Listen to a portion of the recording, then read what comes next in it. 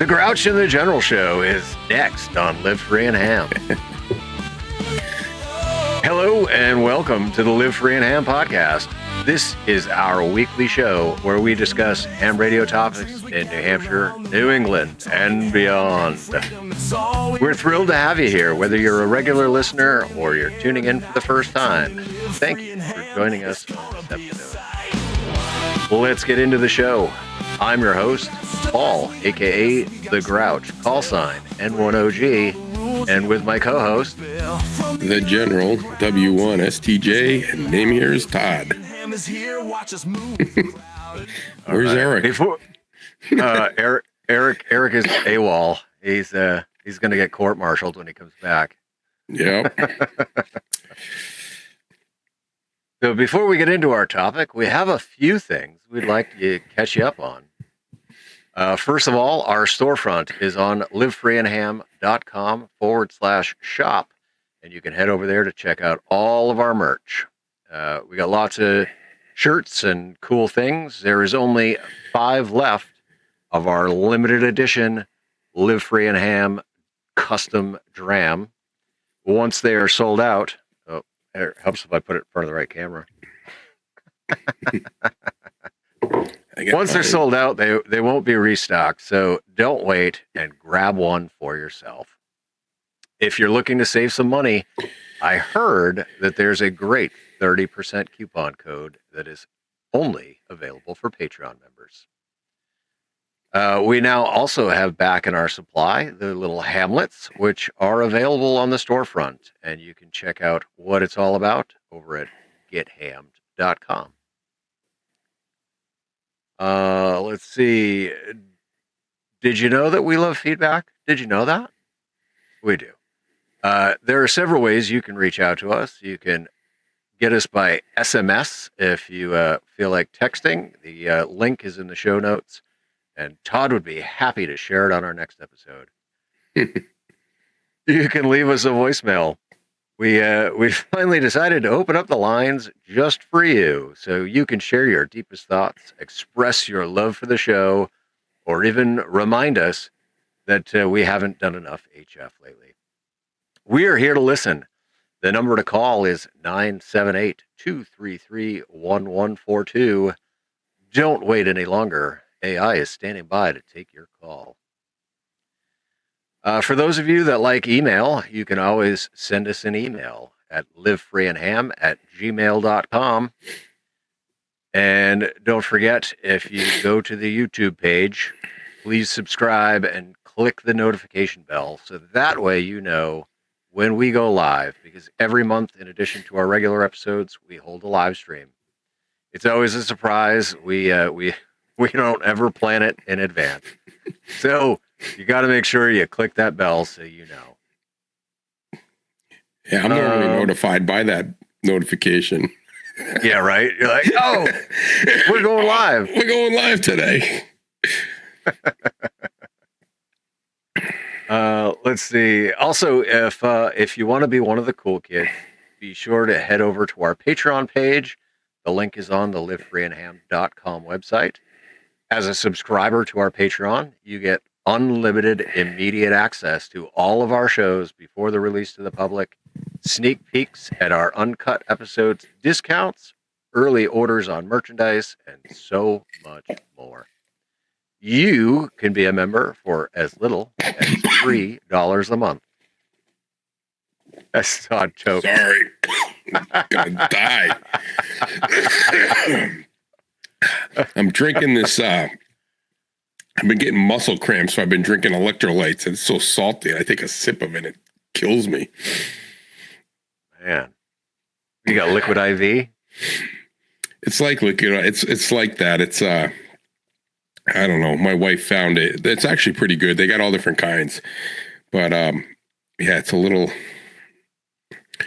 salty there. Sorry about that. All right. No worries. All right, Todd, anything in the mailbag for us this week? You know what? There's nothing in the mail. No one sent me mail again this week. I don't even we shouldn't even do this part of the show. No one sends me anything. Like, what's the point? You keep asking me. Nope, nothing in the mailbag. So know what to tell you. All right. Well, that's all right. I guess we haven't made it big yet, you know? I'm waiting for the hate mail. Then you know you made it big, right? It's coming. It'll come. All right. Well, we'll skip over the mailbag and we'll jump into the first actual segment of the show then. Doing good. Good. Doing good. You do. That's good. Do good. Do good. You're doing good. Absolutely, I do. Good. Doing good, Bob. Doing real good. Right now, my only outlet is my ham radio. All right, what do we got doing good? All right. We all aspire to do good in ham radio, whether it's assisting during a natural disaster, providing communications for a local road race, or hosting a POTA meetup. We all love to participate in ham radio activities. However, sometimes negative voices do overshadow our enjoyment. So I raise my fist and say, bring on the good ideas. You can share your story with us.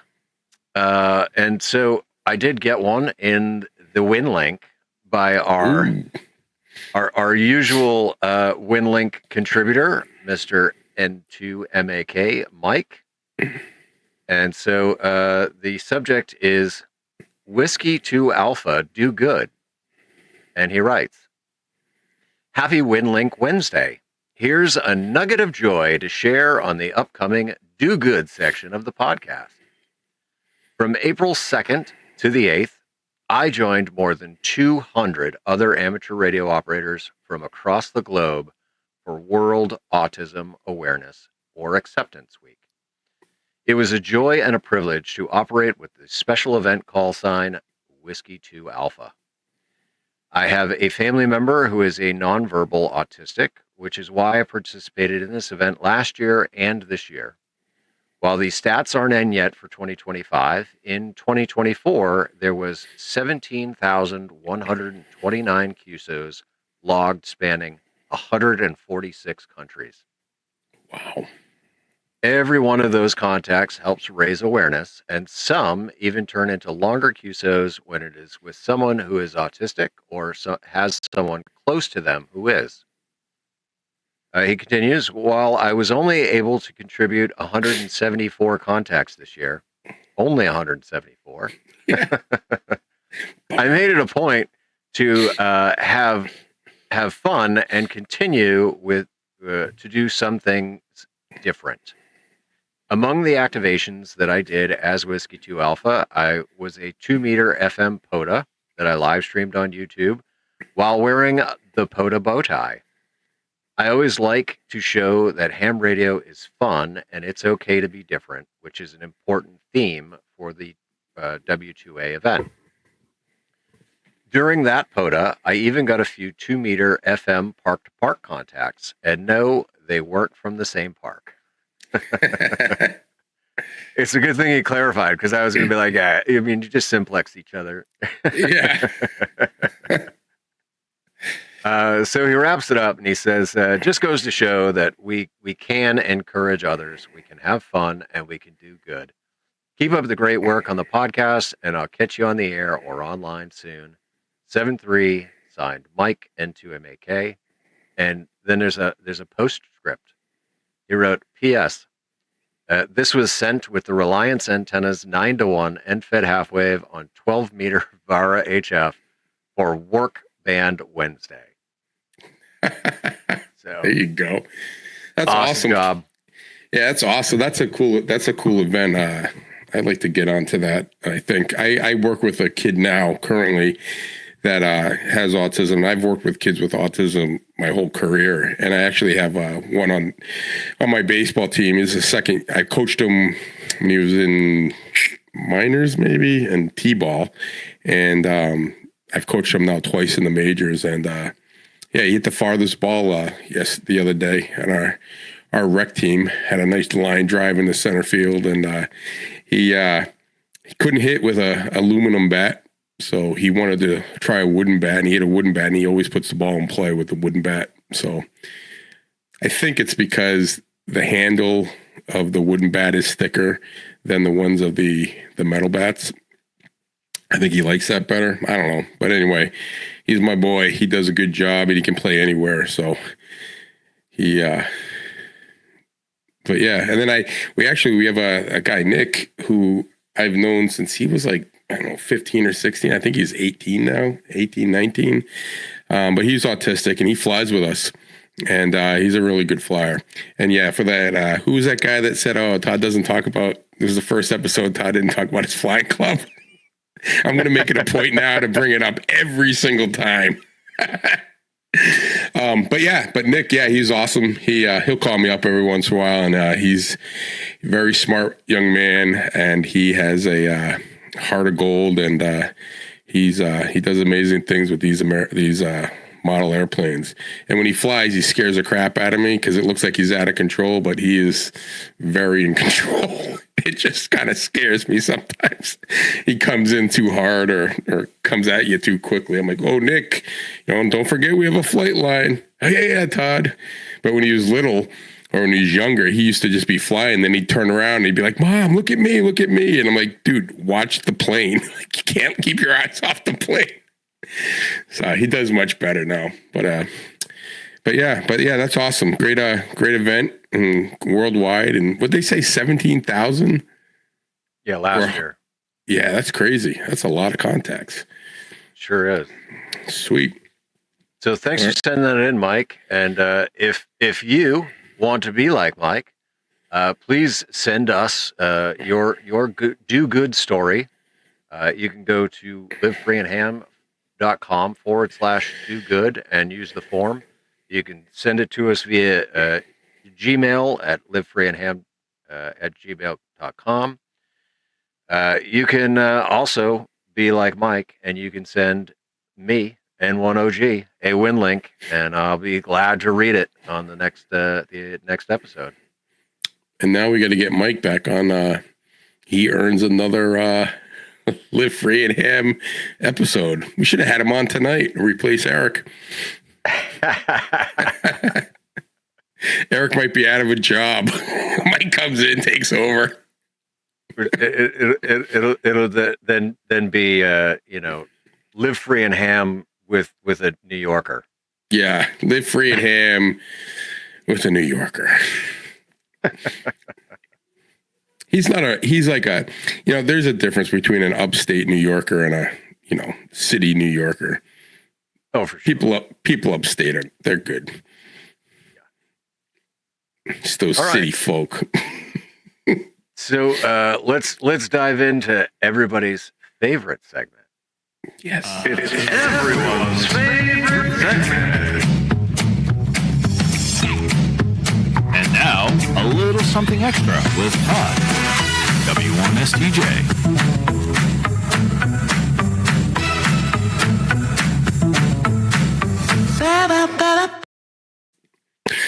That's a new intro, huh? I like it. Everyone's favorite segment.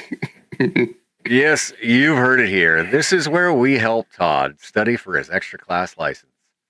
In each episode, I pick 3 questions from the extra class question pool at random to test his knowledge, hoping that he gets his upgrade.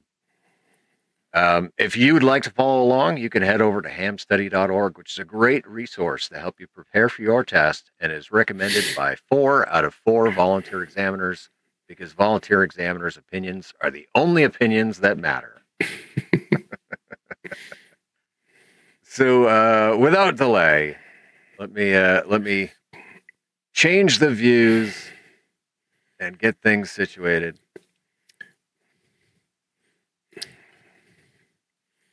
Damn it. I always click the wrong one. What, this isn't the question you wanted me to have? No. It is. Oh. I clicked the wrong display. Oh yeah. So there you go. You were gone. Put it back. Yeah, there you go. All right, and I should have the sound effect for you, so we should be good here. All right. All right. Question number 1 of the evening: what is the relationship between the AC current through a capacitor and the voltage across a capacitor? Is it A, voltage and current are 180 degrees out of phase. B, current leads voltage by 90 degrees. C, voltage leads current by 90 degrees. Or D, voltage and current are in phase.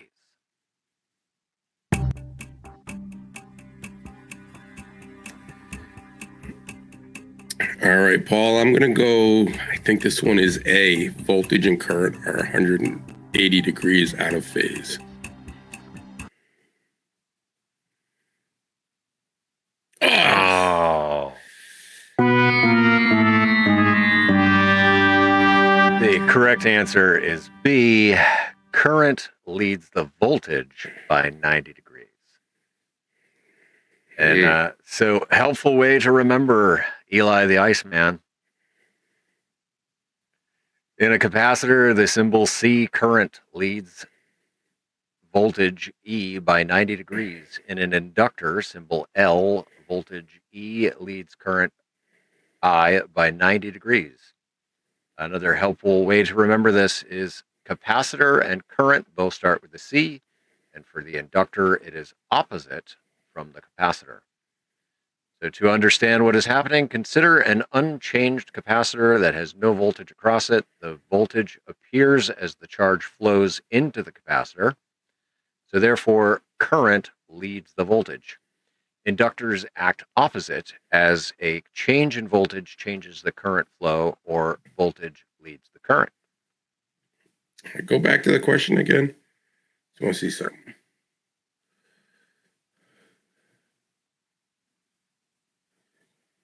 Okay. Got it. All right. Question number 2. How much does increasing a receiver's bandwidth from 50 hertz to 1,000 hertz increase the receiver's noise floor? Is it A, 5 dB, B, 3 dB, C, 13 dB, or D, 10 dB?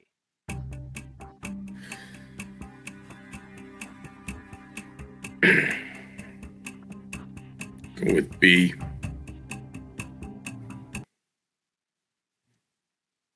And B is not a good night. Incorrect. Is it D? Nope. Not D either. How about A?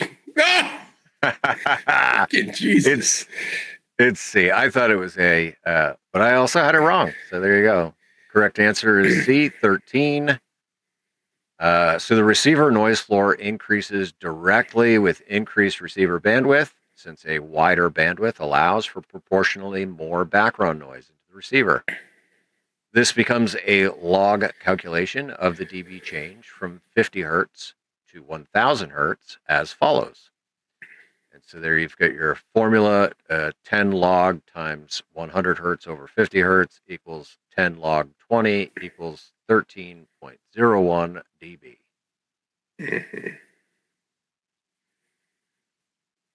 All right, you're 0 for 2 so far. At least we're not getting the song. Here's the Redeemer question for the third and final question of the evening. What could be the cause of local AM broadcast band signals combining to generate spurious signals on the MF or HF bands? Is it A, your station receiver IF amplifier stage is overloaded? B, you are receiving skywave signals from a distant station?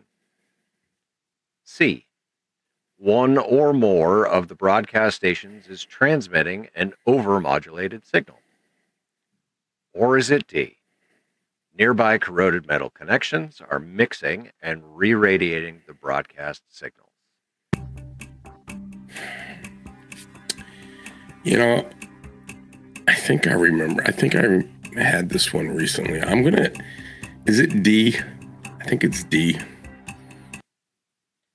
It is D. D is the correct answer. All right, yes. good. So strong AM signals, such as those from local broadcast stations, can be detected or mixed by any kind of nonlinear junction, from a diode to even a rusty bolt, much like the old school cat's whisker detector. Broadcast stations are regularly monitored and would notice any kind of abnormal transmission, so a mistake on their part is highly unlikely. But your silly hint here, AM music, look for answers with a metal band, aka Metallica. So, All right. Well, I'm not a total loser. I got a 1 out of 3. you got 1 out of 3. Not too bad. Still not passing. I've been stuck on, I'm getting 29 almost every time I take the test. So 5 in a row, 29. And it's after I take the test, I go through the ones I got wrong, I review. Then I look at the section I need the most help in. I review that one. I take the test again. I get 29. So I'm in a rut. Well, you'll get out of it. Yeah. So if you recently received your license or upgrade, please let us know, because I love to give props to the people who are newly licensed or have just upgraded. And so, yes, please let us know, and we will recognize you on the next episode for all of your hard work and your effort. Please send us an email at livefreeandham@gmail.com, and we will definitely mention you on the next show. I don't think there has been a call sign issued yet. However, on Friday, I believe it was, we did a kind of impromptu clubhouse testing session where we tested one XYL that was going for her technician license, and she passed with almost a perfect score. It was very, very good. She did it during the podcast? No. So Clubhouse has a team of VEs. Oh, okay. And so, yes, it was. I was going to say that's now she's putting me to shame. Just, like Izzo there, regular around. Come on, you got this one. Ask questions. Let's go. Yeah. Yeah, it's a big difference though from the technician to the extra, even from the general to the extra. This is a lot harder. By far. There's a lot of overlap between tech and general. Mm-hmm. And I don't feel that there is as much overlap going from general to extra.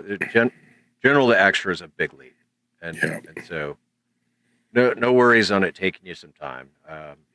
It took me well over a year, so it's all good. What am I on? 2 years? Just keeping the podcast going with their favorite episode, because what would they do if I wasn't being tested? They probably wouldn't listen. We'd have to figure out some other way to throw testing questions in there. Yeah. Oh, all right. Well, Todd, in the usual format of what we do here on Live Free and Ham, how was your ham radio week? It was very uneventful. I had a very busy week. A lot of things happened at work that were unexpected. One of them was I got stuck in a traffic jam from 11:30 a.m. till 1:30 p.m. when a propane tank decided to get in an accident and flip over the guardrail and down an embankment. And the driver was stuck, couldn't get out. Thing was leaking diesel fuel.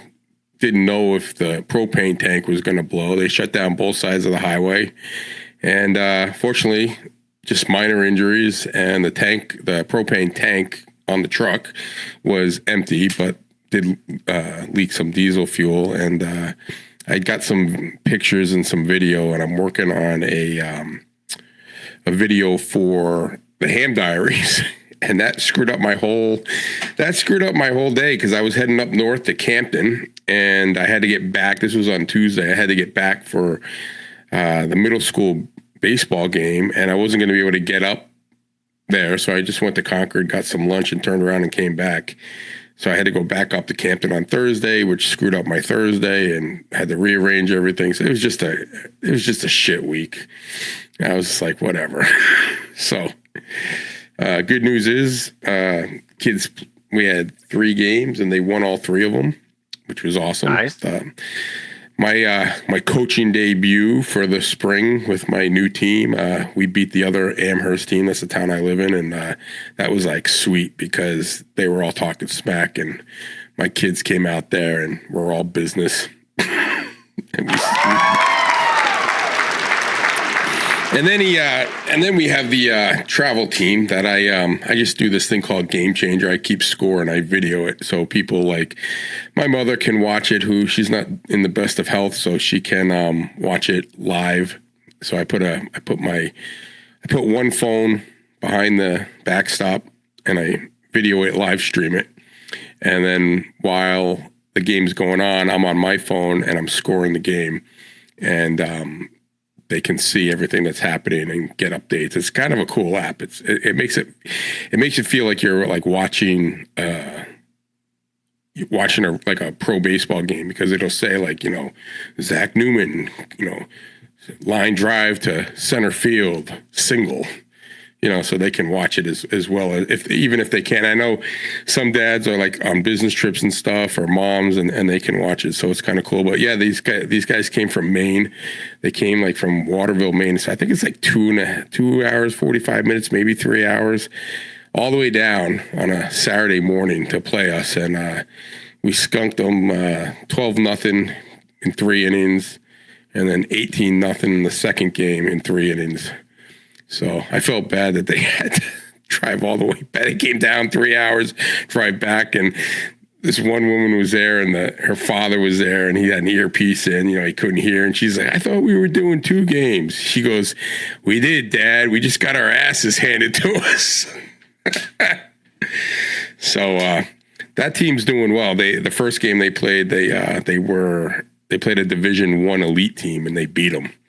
So that was pretty sweet. They weren't supposed to beat them. They were supposed to get kind of killed, and they won. So, Nice. Oh, good. Yeah. So baseball is, knock on wood, it's going good.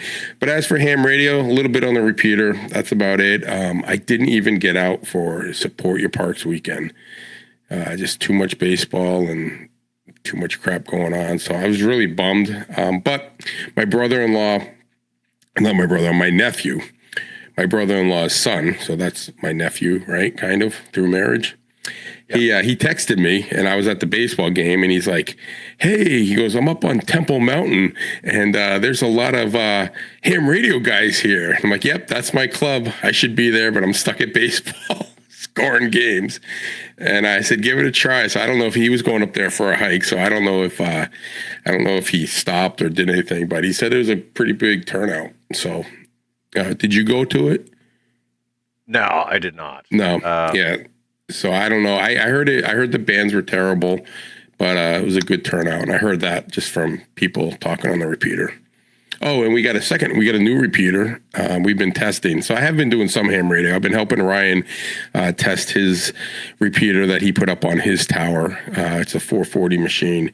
And I've been giving him signal, wherever I'm going. So it works up to about just past the Amidst Bridge exit on 293, and then you get the mountain. You're kind of stuck in the hills, and I think you get Ukanunak blocks you. So we're still having trouble north with both the repeaters, north of Manchester, but south in Nashua through Amherst, everywhere I've been, it's been great. So. Yeah, I noticed. I've been kind of playing around with it, testing it too. Especially like in the Hollis Brookline kind of area, yeah. Mason.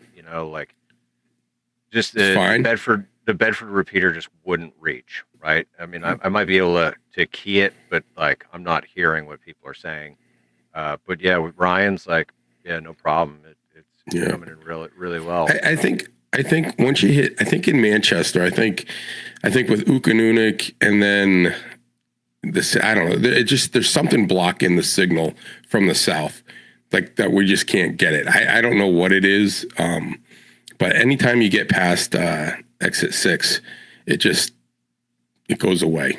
And I was actually talking to Ryan, and it was great. And then all of a sudden, like I just got I was getting into like exit 7, like to go into hooks it. You know, if I was going to take that right, and that was it. It was the end of it. So I then got him on the episode. Oh, and here's another ham radio. What do you mean I didn't do any ham radio? I actually used ham radio, and it actually was used as something like that was useful and helpful. It wasn't just like shooting the shit on the radio. So as I was stuck in my traffic jam parking lot for 11:30 to 1:30, I got on the Epsom repeater, because I was in Bow, and you can get that repeater anywhere. So I just started giving updates on the traffic, seeing if there was anyone else in traffic besides me. And who comes on air is W1SNH Ryan, and he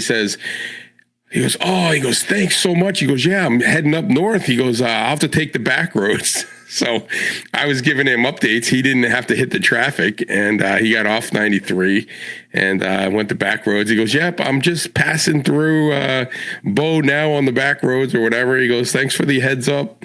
So, giving some traffic reports, avoided one of our colleagues to not get stuck in it with me. So well, I also called out on the national call frequency to see if there's any truckers or anyone listening, but there wasn't. But a lot of people from Epsom and everyone got on wanting the information, and I was just giving them feedback of what I saw. I'm like, fire trucks going by, those big ass tow trucks going by, there's the hazmat team. So it was kind of fun, but that's a good way to use ham radio in like a real life situation. That's giving traffic reports, being in the middle of it. Saved Ryan. Saved Ryan from getting stuck in it. So that was kind of cool. Nice. So Paul, what'd you do this week in ham radio? Well, so I'm trying to think. So not directly ham radio related, but I did get my KV4P HT build video done. It's pretty cool, so like it attaches to the back of your phone. Oh, cool. And then you get an app on the phone that, it literally acts like a 2 meter, 70 centimeter HT. Oh, wow.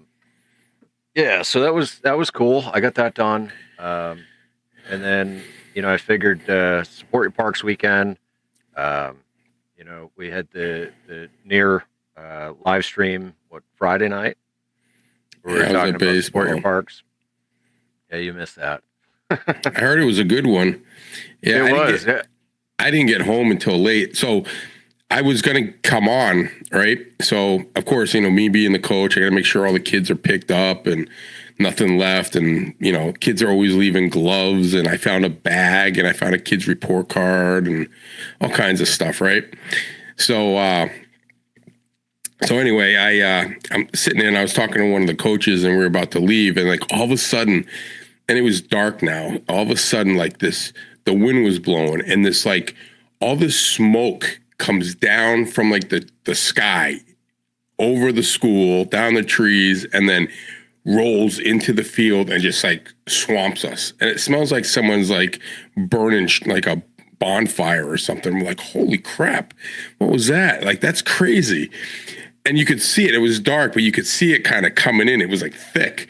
So I was like, wow, that's weird. So we left. And as I was leaving, as I'm driving, I see the smoke coming up. I was like, the hell is that? I'm like, that is one hell of a fire. We'll find out that there was this huge fire where a barn or a shed caught on fire. Then it burned down the house.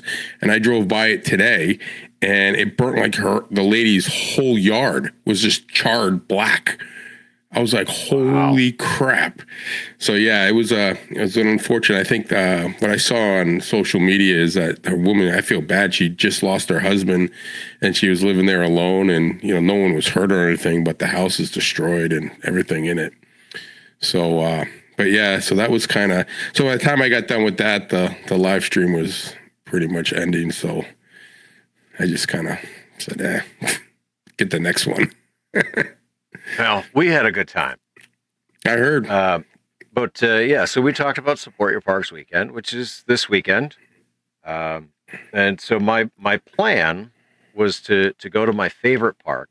You know, I could have gone and met up with everybody and from the club at Temple Mountain, but I wanted to try and hammer out this kilo, right? Like 730 contacts in, right? I'm getting close. Mm-hmm. So I figured for sure, Support Your Parks weekend, it's going to be busy, busy, busy. I'm just going to rail through contacts left and right. I'll easily be able to get 300 contacts. Yeah, no.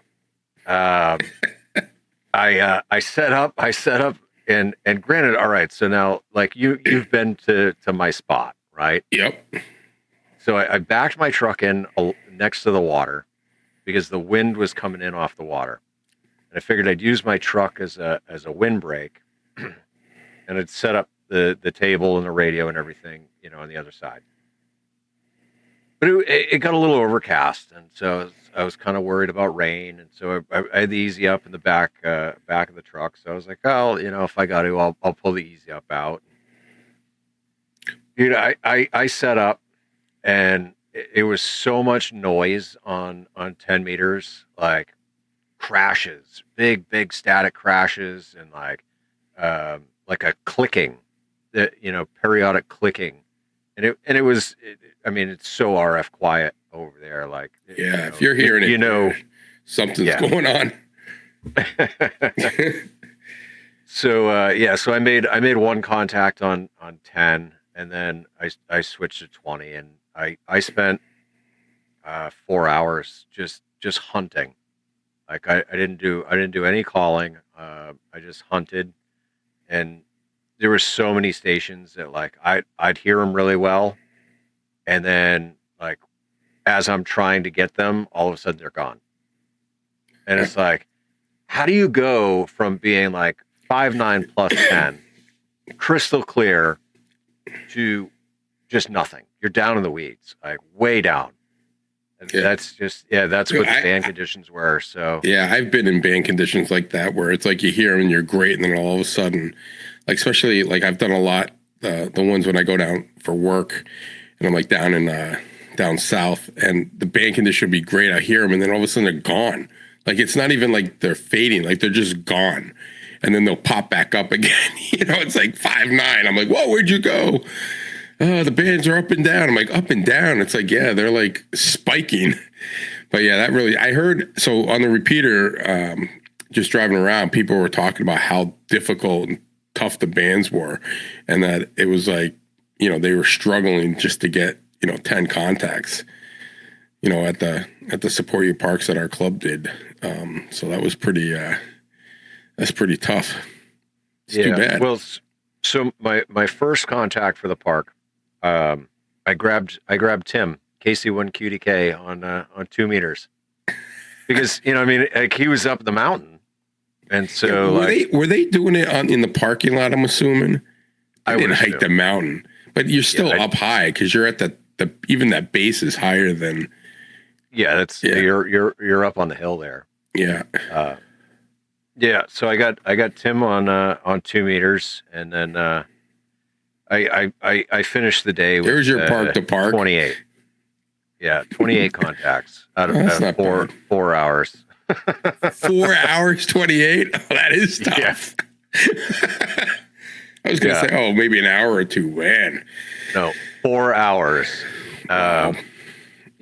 There was one point where I had actually I made contact with the station, and like just as I'm spinning the dial to go to the next one, my phone goes off. I'm like, oh, this is awesome! Like a rare occurrence. I have a minuscule amount of cell service. So my phone goes off, and I look at it, and it was Carlos, K9OL, mm-hmm. and he's like, dude, that station that you just made a contact with, and he gave me the call sign. He goes, I'm literally standing behind the operator, and he wouldn't pass me the mic. What? Why not? Why wouldn't he pass him the mic? I don't know. He didn't even say, I know him. I tried. I went back to the frequency, and I was like, dude, I'm listening. Like, get on, grab the mic and get on. Like, I'll grab you real quick. And he was like, nah, they called last call. They're packing it up. Like, so he was like, listen, I'm going to go to a different park and I'll try and get you from a different park. And I'm like, all right, cool. Well, like an hour goes by, right? And like, I mean, you want to talk about struggle bus, like 4 hours for 28 contacts. That's a struggle bus. So it got to the point where it was like 4:15 and I still needed to go to the grocery store. I still needed to run to the house. I had somebody that wanted to buy a tuner that I don't use. So I needed to go grab that. And I was like, all right, enough's enough. I'm just going to pack up my stuff. But before all that, like I did end up putting the Easy Up out because lo and behold, it started raining on me. Yeah. And so I had the Easy Up. I had one leg strapped to the running board of the truck, and the other leg, I took a ratchet strap, and I ratchet strapped it to the frickin' the tow hitch. And I shit you not, the wind was blowing so hard that like both of the other legs were lifted, and it was just pulling on the truck. And I was like, man, this Easy Up is going to be destroyed by the time this activation's done. I don't know that all this is worth it, but it was a good time anyways. And so I thank everybody that was patient, given the band conditions. There was a lot of, repetitiveness to it. Mm-hmm. Like, all right, what's your park again? What's your park again? What's your park again? All right, I think I got it this time. All right, no, what's your park again? Yeah. No, I got it. But yeah, so hey, at least you got out there. I mean, it seems like every time there's a Support Your Parks weekend, I'm like swamped with frickin' baseball. Spring, summer, I got the All-Star. I normally have a tournament I'm going to. So I keep missing them. And I was hoping that the game, I was going to go after the game this weekend and meet up with those guys at Temple Mountain. But then I heard all that chatter about how bad the bands were and people were packing up. So I was like, well, guess I'm not going to Temple Mountain. I would imagine that the folks over at Temple Mountain, it was probably more of a POTA meetup and a social event, Right. Rather than sit there and struggle. I'm all business though. When it's time to do it, I need to do it. If I start, I'm not leaving. Like I'm like you. I'd sit there for 4 hours just to get 10 if I had to. Like I'm not leaving. Well, I planned to sit there for 4 hours. I was hoping for like 300. Get your kilo and you got 28. I got 28 well-earned POTA contacts. Yeah. So I'm up to 755 now. Yeah. Well, I looked at the weather. The weather is looking nice this week. I'm going to bring my radio to work and maybe try to do a lunch, work on the rail trail. I got to get another 100 to get tied with Eric, and then we're going to have to figure out when we're going to do the live stream, and hopefully the bands will be better and get the kilo together. So. Well, that'll be cool. You guys should definitely live stream the shit out of that. Yeah, we are. Yeah, we're definitely. That's why we're trying to figure out like what number to stop at so we're even. So like he's exactly 100. So if I get to like 100, I'm just gonna stop, and then we'll be at the same one, and then we can, 100 more. 100 might be ambitious, given how angry the sun's been lately. I know. Well, that's what I was thinking. I was like, well, maybe we should drop down to like maybe 35. But, we'll make it We'll make it a fun live stream. We'll just live stream and play around with it and see what happens. But yeah, so that's that's awesome. But yeah, I didn't do it. I've just been, I had to get some work done today. I was thinking about going up to Temple Mountain today, and I haven't worked that one yet because it's kind of it's one of the newer parks because Pac-Monadnock or Miller State Park is right across the street. So yeah. I've done that one a few times, but not Temple Mountain, because when I was doing Miller, it wasn't actually a park. So anyway, I was going to go today, but then I had to help my wife. She does Sleep in Heavenly Peace, where she makes beds for underprivileged kids, and they go to like schools, and Cub Scouts will do it, high schools will do it, and they do this big build, and they do it like every person, every station has like one thing to do, like, oh, you're going to drill the holes for the rails, you're going to connect the rails, and then they have them in pieces. So then we have a barn in Amherst that someone it donates to, or lets us use, and there's all these pieces to these beds. So sometimes there's bunk beds, sometimes there's singles, low, high, and when they're going to do a delivery, she goes out there and she just re-drills the holes just to make sure they're all cleaned out and they haven't swollen or anything, so they can just go into the house and bolt the things together. But they're heavy duty beds, like with 2x4s and stuff. I mean, they're like, things aren't breaking for nothing. So yeah, it's pretty cool. So I've been helping her do that, the last couple of weeks, and she says it helps her out a lot because she can get it done a lot quicker. So we had to do like 7 this morning. So then I came home and I was like, all right, I'm going to go. And then I'm like, oh, I got to do this. I put up the greenhouse in a windstorm, which I was telling you earlier, which was like a nightmare. Like, not a good idea, Todd. The frame was no big deal, but as soon as I tried to put it's one plastic piece, it was like blowing away. And then I was like, and then once I got the thing on there, I had to open up the one door, and it's solid in the back because I had to put the bars in the thing, and then I had to connect them with these pieces. So I had to be inside. All of a sudden, like, the wind would catch the inside and lift the whole thing up with me in it. Like, if you start taking off, I'm grabbing it. I was like, it's just my luck. So that was a good couple hours of fixing that and trying to get it staked to the ground, but I've got it in pretty good. That if that thing blows, the plastic's going to rip before that frame leaves Earth. I'm telling you right now, that thing isn't going anywhere. The plastic might break, but the wind is, I got that thing anchored down pretty good. Yeah, so I did that, and then Zach ruined his little dirt bike. He got an electric dirt bike for Christmas, and I think he stripped the gear. I took the whole thing apart and opened up the gearbox, and the drive gear isn't hitting the main ratchet that connects to the chain. So it's just stripped. It doesn't touch. There's no adjusting to it. So I got to find a new gear, I think. So that took another hour or so to figure out what was wrong with it. And after taking all these 1,000 bolts apart, and he's like, Dad, do you know where all these bolts go back? I'm like, yeah, I'll figure it out. I said, just don't lose any. So anyway, I'll give you a little mechanics tip.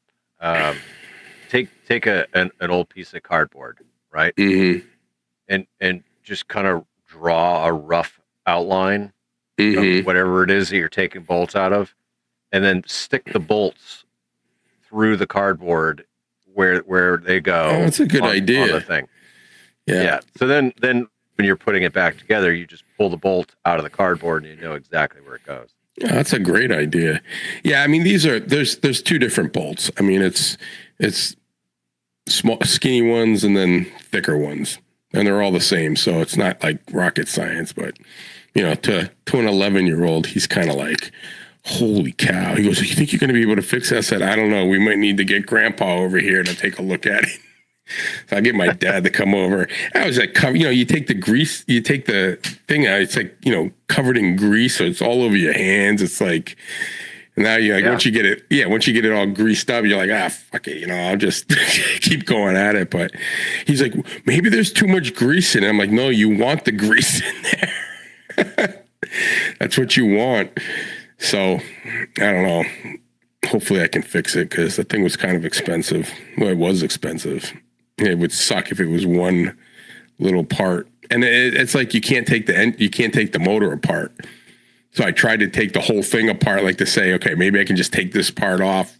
It's all like one big plastic piece. that you can't get into. So anyway, so we'll work on that next weekend. There you go. Yeah, no, I was going to go hit the park today, and after yesterday, like I got up this morning and I was like, you know what? It's Easter Sunday. Not that I'm religious anymore, but I respect the fact that it's Easter Sunday. Praise zombie Jesus. And it's also 420. And one of your favorite holidays. I have to enjoy 420. So I said, you know what? I'm gonna take today. I'm just gonna do some video editing, and because like literally from 6:30 this morning when I get up, like this RV hasn't stopped rocking. Like every time the wind blows, the whole thing shakes, and like I feel like I'm on a boat. Yeah. Well, I was upstairs like after I was done before we did this. I went up, came home, I took a shower, and I was just sitting. Our living room, or our family room, is kind of like above the garage. So we were upstairs, and the wind was like howling through the windows. Like I was like normally you don't hear it that much, but it was pretty strong today, and it was pretty consistent. So, and I was gonna pick up all the branches and stuff all over my yard, but I was like, well, what's the point? They're just falling down now anyways. I might as well just do it once and get them all up. Yeah, all the branches you pick up today are going to be replaced, and you're going to have to pick them up tomorrow. Yeah, I was like, screw that. I'll just wait.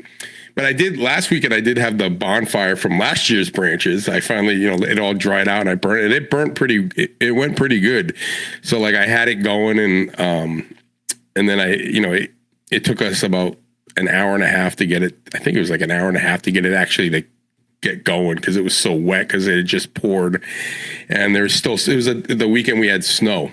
Remember that Saturday we had snow? So you can legally burn those burn piles, as long as there's snow on the ground. As long as there's snow. So there's all snow on the ground when I lit the damn thing, but by the time it was in, it was all melted. So I was like, hey, I'm covered.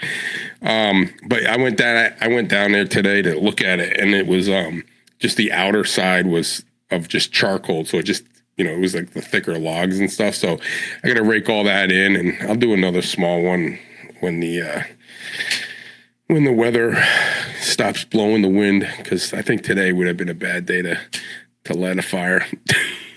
Well, today would have been a very bad fire. At least I'm smart with that. But yeah, it was good. So working on that, I just bought a thatcher for either my lawnmower or my Ranger for $100 on Amazon, because I'm not raking my yard this year. Like, fuck it. $100, I'll just drive around my yard, and I'll have Zach do it. He can drive the Ranger, and I'm like, just drive around the yard and get all this crap up. So I usually like I hate raking leaves. It doesn't make any sense to me, right? Because if you just mulch it, right? You just run it over the mower and you mulch it, and you let it sit on your yard over the winter. All of the mulch leaves break down and provide the nourishment that your freaking grass needs. Yep. So my neighborhood absolutely hates me in the fall, because I just leave all my leaves. Yeah. Well, that's what I normally do in the fall. Like around the last cut, I'll just mulch. I won't bag it. Normally I bag it, and because if you mulch it every time, it builds up too much of a thickness, and then you can kill the grass. So you should bag it most of the time, but every once in a while you should mulch it. I mean, I would say like maybe every fourth or fifth cut, mulch it, and then bag the rest of them. But I normally just do it at the end. And like I said, I used to be really into lawns and stuff, and now I'm like, I just want the damn thing cut. As long as it's semi-green, I'm good. Dude, I'm of the mentality where if it looks natural, like it's full of wildflowers and freaking whatever, I don't give a shit how tall it is. Yeah. Well, my brother out in California, I'm like, damn. I'm like, that. I pull up to his house and he's like, his grass was looking sweet. I'm like, man, that was like golf course grade. I'm like, you're kicking ass on your yard. And he's laughing at me. And I'm like, what do you do? And he goes, take a look at it. And I'm like, I'm looking at it. He goes, no, go up close. And yeah, it was AstroTurf. He AstroTurfed his yard. Yeah, I mean, and like this grass, like this AstroTurf he has is like, it looks real. Like it looks like a golf course. Like it's high quality. It's not like, it doesn't look fake. Like some of the neighbors did it and they have like the cheap shit. I'm like, he must have gone all in because I thought it was real. That's funny. Yeah. But yeah, and then today while I was building the greenhouse, I kept watching my antenna because it's hanging up there in the trees, and that thing was swaying like up and down, left and right. I'm like, oh, don't come down. But it didn't. It sways a lot. That thing's been up. I think this time it came down once, and then Eric and I shot it back up there. And I think this time we've got it up there pretty good because it's had like ice on it, like that round along the whole thing with wind blowing. It didn't come down. It drooped a little bit, but it's on springs, so it's supposed to do that. But yeah, it's still working. So that was a positive thing. Now, Nearfest is 2 weeks. Are you going to Nearfest? Yeah, so I fortunately next weekend I'm going to be up in Maine on Sunday. So it would have been cool if it was because I could have gone Saturday, but I'm going to come after baseball. So they have like, I don't know, they'll be done around 2 or 3 or something. So I'm going to head up there and we'll do like the live stream or something, hopefully in the evening or late afternoon so I can be there. Yeah. Yeah, well, Friday I got a game. Let me see. Friday I got a game too. We're doing the live stream Friday? Friday. Yep. Yeah, because Saturday by 3-4 p.m. like I'm gonna have to get the camper loaded up and get out of there. Like, yeah, I've got I may not be able to make it because I've got a game at 5:45 until 7:45. Well, it'll be another live stream sans Todd. Damn. Yeah, no, it's all right. We'll have fun without you. I mean, I could take work off and do it during the day, but it's already been announced, right? No, we haven't announced anything. We haven't scheduled anything. We haven't created a recording yet, no, we haven't done anything. So it's just whenever we do. What is it? Friday. Is it goes Friday? It goes Thursday, Friday, Saturday, but Saturday it ends. So Thursday is set up. Yeah. Friday and Saturday is the main event, mm-hmm. and it ends Saturday afternoon at like 3-4 o'clock, whatever it is. What time you guys think you're going to do the live stream at? I would imagine that it would probably be in the 7-8 o'clock p.m. range, somewhere in there. Oh, wait a minute. It's going to be the 2nd of May. Oh, okay. I was looking at the wrong date. Yeah, I'll be there. All right. Look at that. I will. No games on that Friday. Sweet. Nice. Hold on. I just dropped my phone. No, that'll be awesome. Now I can definitely do it. Yeah, this week sucks. I got 3 games. Actually, I have 4 games, but I can only go to 3 because 2 of them overlap. It's hard to be in 2 places at the same time. I know. I'm a big fan of cloning. I really want that technology to be there because I want one for work. I want one for coaching. And then I just want one for... And then I just need me. So... What's I can do what is it? It's Michael Keaton, right? Multiplicity or duplicity. Yeah.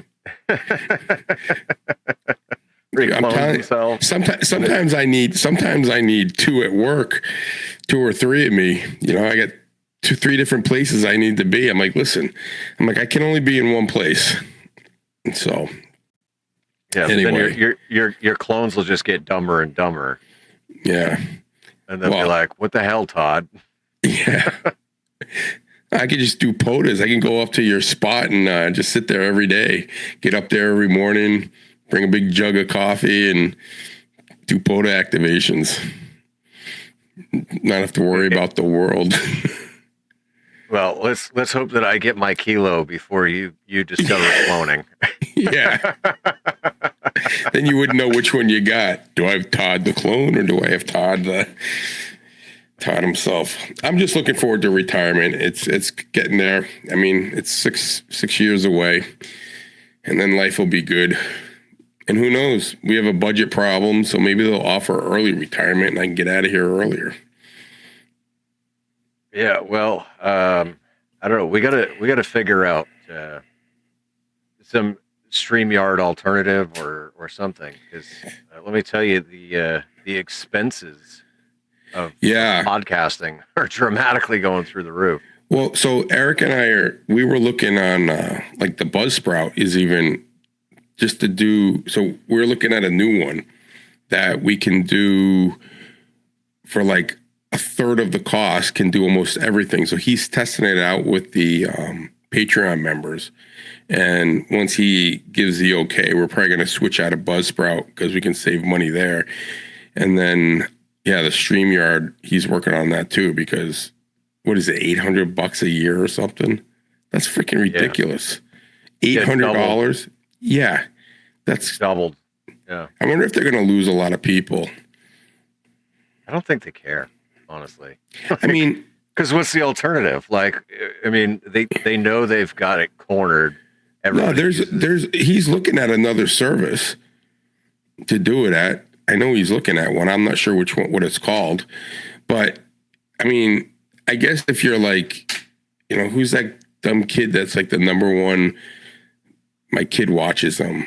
He gives away like Ferraris and stuff. Like he's a multi-zillionaire from Mr. Beast. Mr. Beast. I mean, I guess for him, $800 is like nothing because he's giving away like 10,000 a show. So like he doesn't care. But for us, crap, $800. Yeah. Think of how many jumps you could do with that. That would be quite a few. Right. Especially after I get licensed. Yeah, there you go. They set you up for the year. But anyway, yeah. So podcasting is starting to get expensive. If you do it weekly and you actually put content on. I mean, I guess if you did it, once a month by yourself, or you did something small, but we're doing it every week, and then you have to have a separate stream for the Patreon members. And it's not like you can just add it to this one. It's like a whole nother account, really. And then it's nuts. The more I look into, like Eric and I were on the phone just trying to go over and trying to figure out the numbers, because I pay for the Buzzsprout account. So I don't know, I think it was like, first we did like $12 a month, and then it went to like $20. And I started getting these bills for like $54 a month. I'm like, what the? And then I found out that if I went up a notch, it would be $20 cheaper because now we're going every week. And then I said, well, if we go all the way up, but then if we go back and then it's like per hour, like you had to do all this math to figure it out, because if we do a 2-hour a week podcast, let's say we do an hour and a half, but let's say we go up, but then you have those 5-week months, right? The extra week, that counts for the month. So now you go up, they say, oh, it's like $10 per hour over that, or $20 per hour, or it's 10. And so I don't know. It's crazy. I'm like, can't you just get I want a flat rate unlimited, That's what I like, unlimited, like cell phones.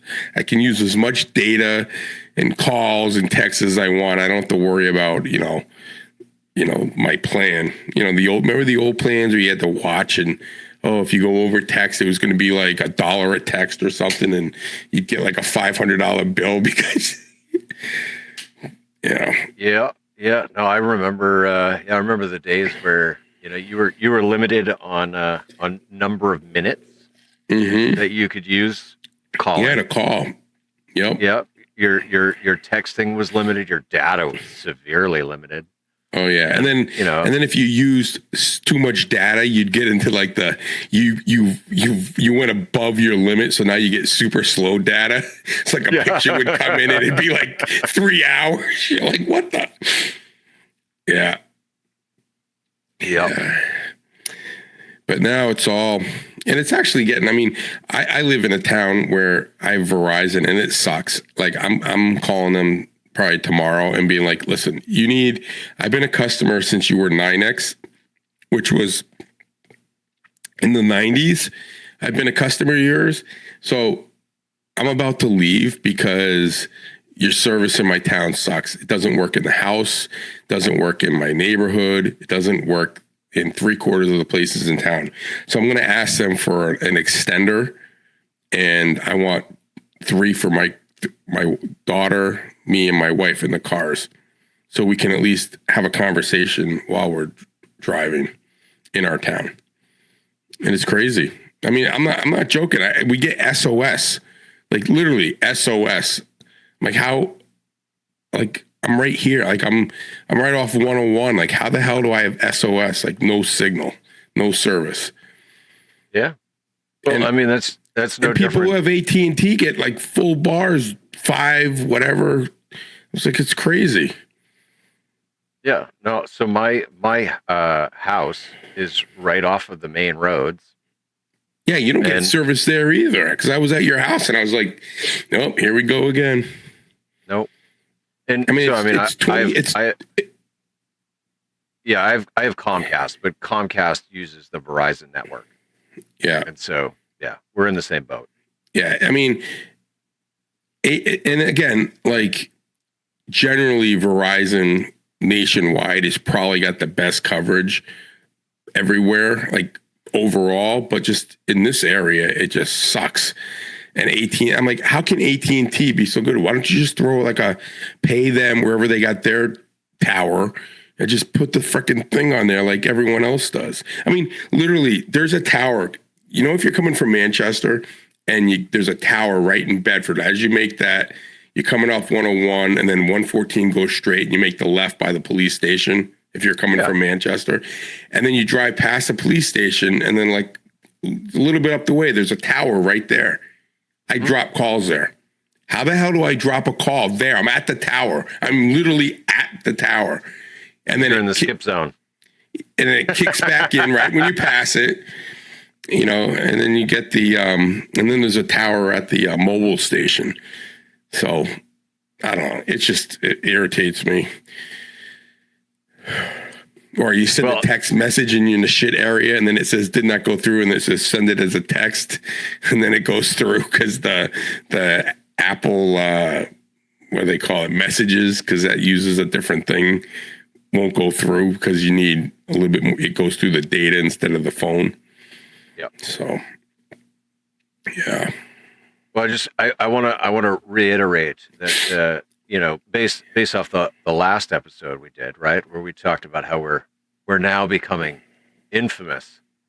You know that the costs associated with being infamous are ever increasing. We very much appreciate our fan base, and we appreciate everybody that tunes in and watches us or listens to us. I think this has been a really good kind of show about nothing, right? I mean, this is like right. the Live Free and Ham Clubhouse edition. Yeah, we're just shooting the shit about all this is what you might get this is the kind of stuff you might get with all 3 of us if you're a Patreon member and you get the pre-show, what we talk about, all the shit that bothers us in life. But this is all good. I mean, look at ham radio. Like I said, we talked a little bit of ham radio. I used it to help Ryan stay out of traffic. We had shitty bands for Support Your Parks weekend. I mean, we made it work. We made it work. even in shitty bands, you can still activate a park and get out there. So that's all positive. So Absolutely. yeah, I got to figure out. I have to figure. I wish there was a way I could like do POTA, or I should try to hunt parks while I'm at the baseball games through my Flex. No, why not? You're Well, the problem is, man. I know, but the problem is I'm on my phone trying to score the game, so I need another phone. If I'm going to do that, I could multitask and do it. I could definitely do it FT8, but I need the phone to. In your Apple cult fucking collection of toys, you don't have a tablet with its own dedicated internet. No, I do. Yeah, I mean, I guess I could take the tablet and do it, but I mean, I'm running a camera. I'm using a phone for the camera, and then I got it. It's like mounted behind the backstop with zip ties, right? So if these freaking kids throw a fastball and misses it, hits the backstop, it'll tilt the camera. Then all of a sudden, like my phone blows up. The camera's tilted. The camera's tilted. Can you fix it? Can you fix it? And I got people from Maine. Hey, my wife is in Maine. Says, can you fix the camera? Like the guy's sitting right below the camera. I'm like, dude, you couldn't turn it, so I have to get up and go and turn it. So I turned it and fixed it, but I put a second zip tie. I'm like, hopefully this one will hold. But you can see where all the fields that I've played at, all my zip ties are on there. So I have to always remember to bring scissors. Like today, I think I cut down, or yesterday I cut down 8 zip ties. Wow. Because I've all the games, and I try to reuse them, but some idiot will come and shorten them up. So you can't, like, I'll leave the hook and I can slide the phone in and out of it. So so I cut them all down, and we'll start over again this year. Well, you'll have to share that app with me, because so I just got a message the other day. Softball season is starting. Mm-hmm. And so, they were like, hey, are you going to be playing softball again this year? And I was like, well, about that. Yeah, I would absolutely love to play again this year, because I love playing softball. But I'm like, I'm going to be gone the whole first month. And then I'm going to be gone probably 2 weeks in August, because I figured drive time down to Huntsville and drive time back. Do you play in the Merrimack League, the co-ed league? No, it's not co-ed. It's a men's league. Oh, it used to be oh, no. I'm sorry. The Merrimack was the men's league. Yeah, the Milford Merrimack one I played was co-ed. Yeah, I played in that when I was younger. You play like it's a great league. You play behind the where they have all the dirt and the DPW. There's a field back there with lights. Martell. Yeah, you play there, right? And then that one off just down the road off to the left off Twardowski, yeah. I played in that league. I think it was Turkey Hill. It was Turkey Hill. It was a pretty competitive league when I played in it. Like it was. It still is. There's a lot of really, really good tournament players that are in that league. Yeah. I'm talking like A's and B's tournament. It's like, I mean, these are elite level players. And they're playing in a beer league. Yeah, well, so when I was playing, there was if you struck out, you owed the team a case of beer, right?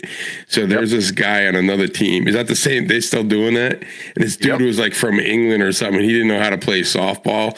Like he didn't know how to hit for shit. Like I think he just liked to drink the beer. So he'd show up every game with like 2 cases of beer. Just throw right in the dugout. One for last week's strikeout, one for this week's strikeout. Yeah, it hasn't happened yet. Yeah, it was pretty funny. But yeah, it was they're pretty and then so that's when I lived in Merrimack, I played there. And then when I lived in Milford, I joined, it was a co-ed league. And I was probably in my mid to late 30s when I was playing in that league, and I was the youngest guy on my team. And I think the oldest guy was like maybe 60, right? And then we would take like the dads, like their daughters who played softball in high school, we'd drag them in, and we got in trouble by the coach once because he's like, you're screwing up her swing, because we were pitching slow ball and she's used to the thing. And he goes, she can't play with you until after the season's over. So we were always like trying to find like a wife or someone because you had to have two women out there. That was like the rule. So just trying to find, just trying to find a woman that wanted to play was like hard enough. So anyway, so one time we're there and it's like a Sunday morning, and again, we're like the oldest team probably in the league, and I'm in my mid to late 30s, and I'm the youngest guy on my team. And we get there, and like, all these young kids, like college kids, they're like, we're going to get our asses smoked. I looked at them, I'm like, I don't think so. I think we got this game. They look pretty hungover, and sure enough, they were freaking wasted. We freaking smoked them. So it was kind of fun. But yeah, our goal, that team, our goal was just to get off the field without any injuries. Hey, that's a good goal. Like if you could get out, the team could leave without anyone being carried off the field, or an ambulance ride, or a game in the season, you're doing well. Yeah, because accidents happen. The ball comes off the bat a lot faster than people realize it does. It's slow pitch, but the ball's coming off the bat. Some of these guys, they're hitting over 100 miles an hour. Are you playing? Do you play with the low flight balls in the Merrimack League? Like I think the blue dots. No, we use the red dots. Oh, so you're playing. I think the blue dots, I could be wrong, but I think the blue dots are the low flight ones. So like it was they're just a little bit softer, so they don't. Yeah, it's just a little bit harder because you just don't hit them all home runs, so you get a little bit of playing. Because we had guys that would play with like the regular, they'd hit a home run every time, slow pitch, they just power it right through. It was like, what's the point? Oh, there's definitely those guys. I've still yet to hit one out of the park, but I'll get there eventually. Yeah, I used to, when the Hampshire Dome in Milford, I used to live above it, like up on Federal Hill. And it's, you've been to the Hampshire Dome with like it's got the cloth, whatever material, and it's pressurized. When that place first opened, every Wednesday at like 7:00 was pick up softball. So you pay $10, you go in and play softball game, split up the teams, and it was awesome because it's big enough that you can. Yeah, I had the low flight balls, and you're in on AstroTurf. But yeah, you played it diagonal, so it was kind of cool. I don't think they do that anymore, but they were just trying to get people in there to, now it's like there's so many sports that they got flag football, lacrosse, soccer. St. Age uses that, I think, for their winter practices and stuff. So they're booked now, but back in the day when it first opened, it was like almost empty. So that was one of the way they could bring money. It's a nice facility. So yeah, the Goffstown one, there's one up in Goffstown. I like it better. I think it's bigger. I could be wrong, but the Goffstown one it feels bigger, and I don't know why. It doesn't have a track, so the Milford one has a track around it, but the Goffstown one doesn't, so maybe that's the difference, but pretty much the same thing. And then where else is the other one? I think there's one in Bow. So there's a few of them around. They're awesome. Yeah, well, I know there's a lot of like indoor tournaments and stuff too. Yeah. Living in the Northeast, you need that because, the seasons without snow or mud or rain are limited. You don't get too many months, so you have to have the indoor facilities to at least train and practice, at least for the high school kids and stuff. And Bedford has the sport complex. Like that's a nice place too. It's got like 2 huge buildings that has everything in it except the roofs. You can't play baseball and you hit the roof. But like soccer, lacrosse, basketball, they got a batting cage in there, and you can do infield work. That's where the kids were doing it last year, but this year they went to the Goffstown Dome, and that was they were able to get more, they could hit and catch fly balls and stuff. So You talking about the sports complex over by it's not Mark's, the Cabaret? Yeah, right across the street from it. Oh, I didn't think that was a thing anymore. Like Oh, no. you drive past the entrance, it's all overgrown and Yeah, oh no, it's a thing. They've got 2 buildings. So they got like the first building and then they got the second building. And they're packed. Like when we were there last year, like they were playing the hell were they playing? 5-a-sides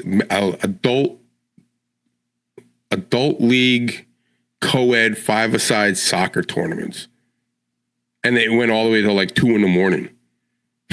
wow. Like we'd be done at like 7. There'd be a 7 to 8, 8 to 9, 9 to 10, 10 to 11, 11 to 12, 12 to 1, 1 to 2.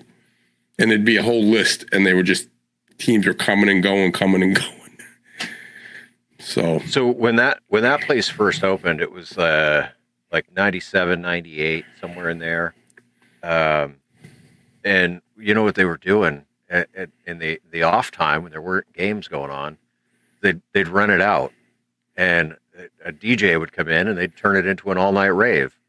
that's awesome. So that's like when I was 17, 18, like that's the cool thing to do is you would go to the sports complex and go to the rave part. Yeah, it's awesome. Well, they have they do a boat show there too that people don't realize. So like they packed that place with boats like on trailers and stuff. They used the parking lot and then they got them inside and yeah, it's pretty cool. So yeah, those places. I do love looking at boats. I can't afford a freaking new boat, but I love looking at them. what kind of boat do you have? What's the brand name? So it's a 1986 Manatee. Okay. Manatee is the company. So it's essentially it's a 22-foot or 23-foot big bow rider. Mm-hmm. But instead of having the bow rider part, it's got a cuddy cabin. And so, you got like a little hatchway and you can go in and then you got a little hatch in the front that you can access the anchor and everything up front. It's pretty cool for an old ocean boat. So my brother has, he got his big boat, but he's got a Boston Whaler, a 19-foot Montauk. He bought it. Those are awesome. Yeah. So he bought it like years ago. Him and his brother-in-law split it and they paid $12,000 for it. And then they just bought, in the last couple of years, a $12,000 90 horsepower motor for it. Like the thing hauls ass.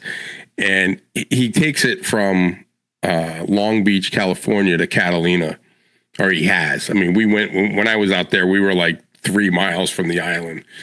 We were chasing dolphins and sharks and we were like finding pods of dolphins and then going after them. They'd ride the bow, and I got a video on that's coming out too soon. I think I posted that one. Did I post that one? I think I did. Yeah, maybe I haven't. Motherfucking Catalina wine mixer. Yeah, but that thing is awesome, right? So he's telling me, he's like, yeah, he goes, dude, people like want to, they come to the marina and they want to, they offer me like $40,000 for it. I'm like, what? He goes, yeah, it's freaking crazy. And, they call it the unsinkable boat because like if it flooded with water, it's still not going to sink. Like you could, so he's like, I'm like, you gotta be shitting me. So I started looking, I got home and I started looking at it. And that's not a joke. Like Boston Whaler Montauk 19 footers, 30, 40. I saw one for $55,000. I mean, the thing's a center console, but there's no cabin to it. It's like a big rowboat. It's a 19 foot. It is perfect for fishing.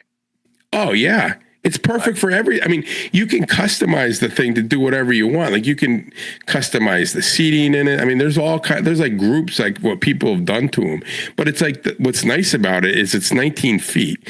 So you can trailer it around. You can use it in the ocean. I mean, it's 30 miles from Long Beach to Catalina Island, and it can get rough out there. And he's been out there and he's like, yeah, it's pretty rough. So what he does is he just waits he goes to the ferry dock and he waits for the ferry to go over. And he rides in its tails just tails the ferry over. So, but yeah, it's a cool little boat, and I'd love to get one, but I'm like, I'm not spending that kind of money on that boat. Well, boat stands for bust out another 1,000. Because literally everything on the boat will cost you at least 1,000. Yeah. So when I was out there, one of his buddy he goes, you know what the best thing about a boat is? I'm like, no, what? He goes, when your friend has a boat. I was like, yeah, or a brother. So, yeah, all the perks and none of the expense. Yeah. But, if you live, he lives in Huntington Beach, so he's right on the water. He's like, I don't know, 1.5 miles from the ocean, 2 miles maybe down a bike path. So he's right there. And, they go out to Catalina all the time. And I don't know if you've ever been to Catalina. That's where he got married. It's a beautiful island. It's awesome. They filmed a Western out there and there's buffalo. So they shipped in buffalo and then they just left them there and they keep reproducing. So there's wild buffalo on that island that just roam the island. And there's like one little town. Cool. Yeah. Avalon is like the town. It's like this little cute little quaint town, a couple of hotels and some bars and restaurants. And then, and then that's it. And then like the rest of the island is just like natural with wild buffalo. So yeah, it's kind of cool. So I wonder I should bring my ham radio next time and go to Catalina. I bet you that's a park. I would imagine if there's got to be some kind of a small section as a wildlife refuge. Yeah, I'm going to look that up. The buffalo, right? Yeah, it's got to be something because they've hiked it before. Like, so Mark, my brother, he dropped his brother-in-law and his his wife off at one end, and they took 2 days to hike and camp across it. And then 2 days later, he came back and picked them up at the other end, like the length of the island. I think it's like 20. I'd say it's like maybe 20 miles long or something. It's not super big, but, enough to hike. But he hiked the whole thing. So I thought that was kind of cool. For sure. But yeah, and I did Huntington Beach when I was out there, and the band sucked. When Eric was kicking my ass, I couldn't get I was there for like 2.5 hours. I think I got like 12 contacts. I was like, this sucks. It's kind of like your feeling. So I feel you when you said you're 4 hours, 28. I mean, I'm sure I would have gotten 28 if I sat there another 2 hours. But it was tough. Yeah, sometimes it is a struggle for sure. And then other days, like 10 meters will be fantastic, and you don't even have to move off of 10 meters. You just sit there, and in an hour you get 100 contacts just on 10 meters. Oh yeah, I went through. I probably did like 4 or 5 parks in a row, meaning not like in a row, but 4 or 5 parks in a row that I did, not all on the same day, not on day after day after day. Activation. Activations that I just did on 10 meters and would activate it like super quick. That's why I was like 10 meters is my favorite band for POTA when it's open. And even if at least for the next couple of years. Yeah. Well, even if it's not open, there's always someone on 10 meters, even though they may not be talking. It's kind of like I look at it as like kind of like the repeater. Like you don't see any activity on the repeater. You call your call center, someone's there monitoring or listening, and they come back to you. That's what 10 meters is like. Like if the bands are shitty, there's always someone out there that'll come back to you. Just always give a listen on 28.420. Because you just might find a 420 fan that loves that frequency. Yeah. And that's where you'll find the Grouch. Yeah. That is, I always check, and I'm like, all right, it's 28.420. Is there anybody there? I get so aggravated when like there'll be a DX station already on the frequency. Yeah. Hey man, this is my frequency. Yeah. Oh, I'll tell you. Speaking of, hey man, this is my frequency. So the video from yesterday's park activation, it's it's going to have to be like a 2-part video where one part is going to be like, all right, here's the struggle bus of the activation. Here's the cool contacts I made. And then the second part is going to be all the lids. Because let me tell you, whew, man, Support Your Parks weekend brings them all out of the woodwork. And so, like, I mean, every time you're spinning the dial, you get multiple people just hard keying, tuning up over other people and get off my lawn, get off my lawn. It's like, dude, just shut the fuck up. Like, I know.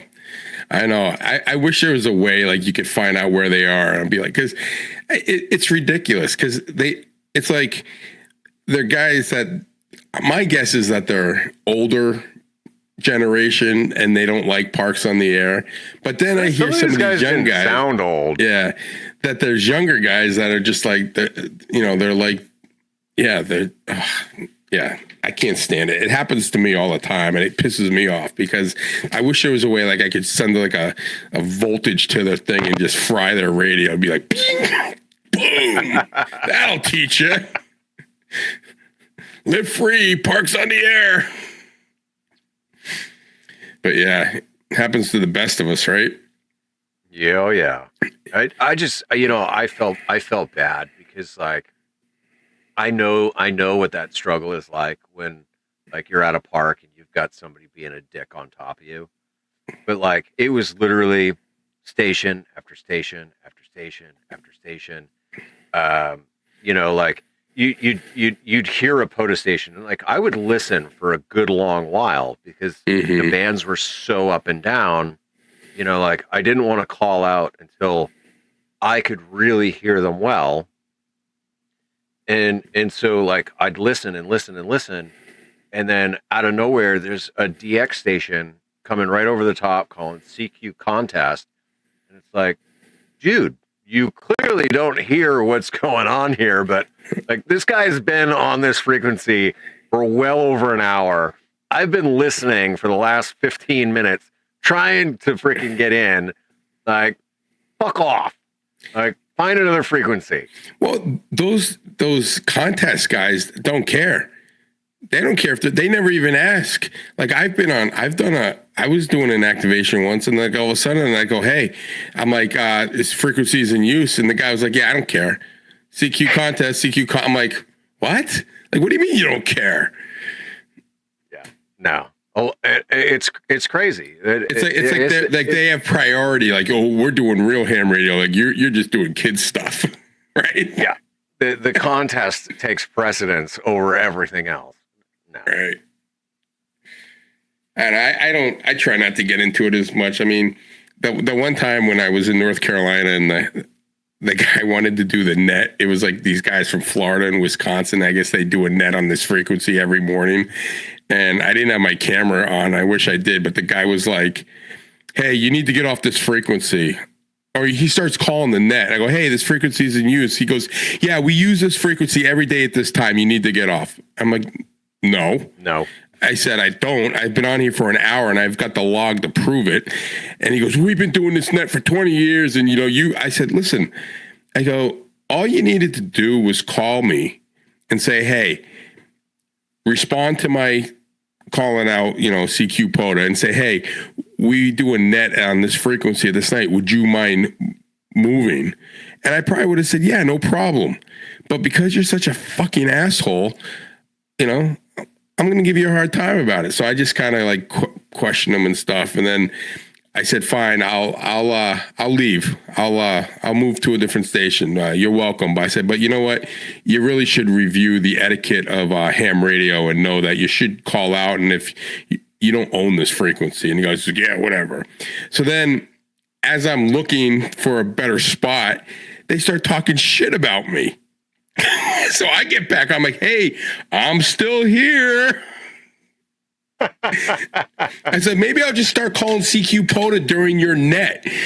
And the guy he's such a dick. So Eric's like, dude, I call him. I said, you got to hear that. He goes, you got to film me. So I get it all set up and film. And then I go right back the same time. because it was right down the road from the beach house we were staying at. And I'm like, I go right back the same time. I start activating an hour before, and then sure enough, the guy goes, hi, this is so-and-so. And he's like, we do a net on here. I'm like, oh yeah, no problem. I said, yeah, thank you for doing that, because your colleague yesterday was a total asshole. And he goes, yeah, I know. We talked to him.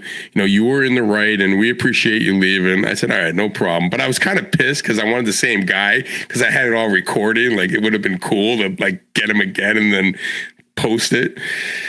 So, yeah, what a dick that guy was. So arrogant. And then he's like, those POTA guys, they think they rule the radio. Or I wish that POTA never existed. He's just going off. POTA's killing him, radio. Yeah. I should have joined the net and be like, this is WOC. I'm a POTA activator. And they probably kick me out saying, no, this is only for Wisconsin people. I'm just here for the net and Parks on the Air. Yeah. I don't know. Can't we all just be friends and share? There's enough room for all of us. Yeah, except Some on days, the contest weekend. Yeah, contest weekend is no way. The last, what was that? The big one a couple weeks ago. Like I turned on. Yes, I looked CQWPX. at Yeah, I looked at I was like, I've never seen my waterfall with so much activity. Like you'd think like a world war was going on and like everyone in the world was panicking. And it was like I was like, holy crap. I mean, I was making contacts left and right. I was like, felt like a loser. I'm like, Whiskey 1, Sierra Tango Juliet, New Hampshire 1. Guy'd be like, what's your number? 1. He's like at 3,000. I'm like 2. I'm 4,300. 4. 0004. Right. I was like, I don't care. Good contact. It's good practice too. I mean, if you haven't done, you're nervous about doing. I mean, some of the guys, you definitely listen to how they work it, but then get on the air and do it. It helps with your like listening. Like once you listen to them and you get it, to get what you need to say out, and then they move on, because it is different.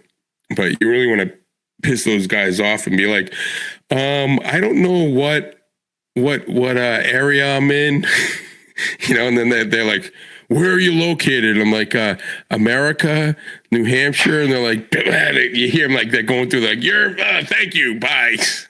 And they go QRZ or CQ contest. What's the contest? What's the exchange? What are you looking for? Yeah. Most of the time they'll just freaking passion, just skip you. Some of them are all right, but like you get some of those guys like down in Brazil, like those guys. Like every time there's a contest, I've gotten like the same guy. He's got this, I went on his QRZ page.